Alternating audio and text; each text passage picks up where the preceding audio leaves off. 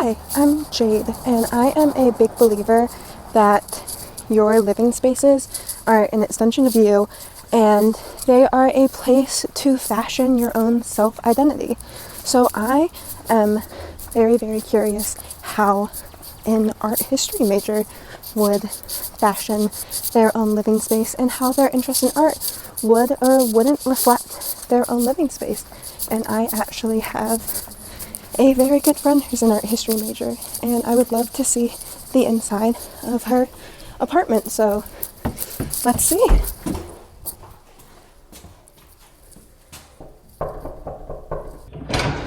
Hi, welcome in.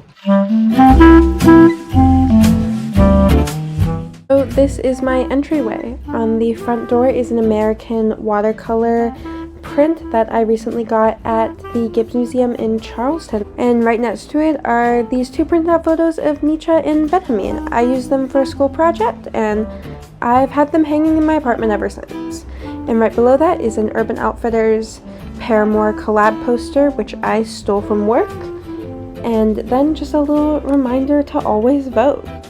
And of course I have a portrait of Senator Bernie Sanders. And here is my Peanuts calendar. Oh, wait. And here is my Peanuts calendar for the month of April. And I just have various little magnets all over it. And then also in the kitchen is these 3 still lifes that are so beautifully done that they literally look like photographs. And they're from an artist named Alex Ramos. And I got them at the Arts Fest. And they're just so meticulously rendered. Do you see it? How about now? Yep, behind the TV is my first ever big boy art purchase. It is very big and very heavy, and I'm afraid of it falling and shattering the glass coffee table underneath, so for now it is hiding behind my flat screen, which is probably a metaphor for modernity, but I don't know how to extrapolate it. And then here is my little dressing room area, and I recently got a record player, but I only have 3 vinyls, so at any given time the artwork on top of the record player is of these 3 albums. Right above is my colorful little disc golf wall, and right next to that are these 2 canvases that are by the same artist as the larger painting, and I just stumbled upon them by chance, and it was absolutely miraculous and amazing, and they are crooked, and I do stare at that as I sleep. The top one is Paul Cézanne's 3 Skulls, and the bottom one is a morning view from the Western style building, and it's a woodblock print on paper. And then here is this painting that I'm also deathly afraid of hanging because it's too heavy and there's glass.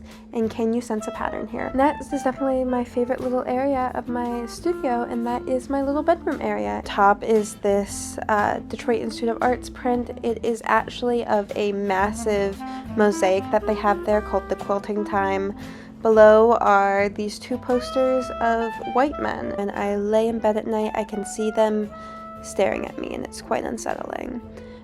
And then this is by far what I'm most proud of. This is my little art postcard wall that is years in the making. And actually, I just recently got a Renoir postcard from the Carnegie Art Museum in Pittsburgh, so there it is on there. And in the center is a Edward Hooper painting called A Cape Cod Afternoon.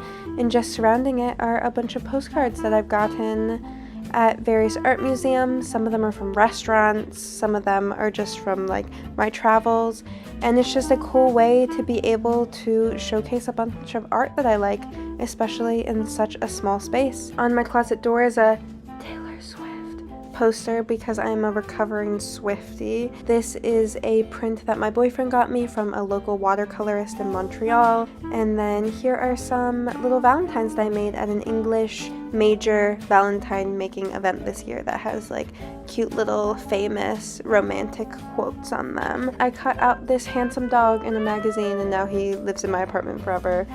And here is a very, very poorly done color wheel. And I guess they say that all those who can't learn art history. I guess this is all to say that life is too short to have boring, pretentious art that you don't actually like in your apartment. That's all. And here are my glow-in-the-dark stars.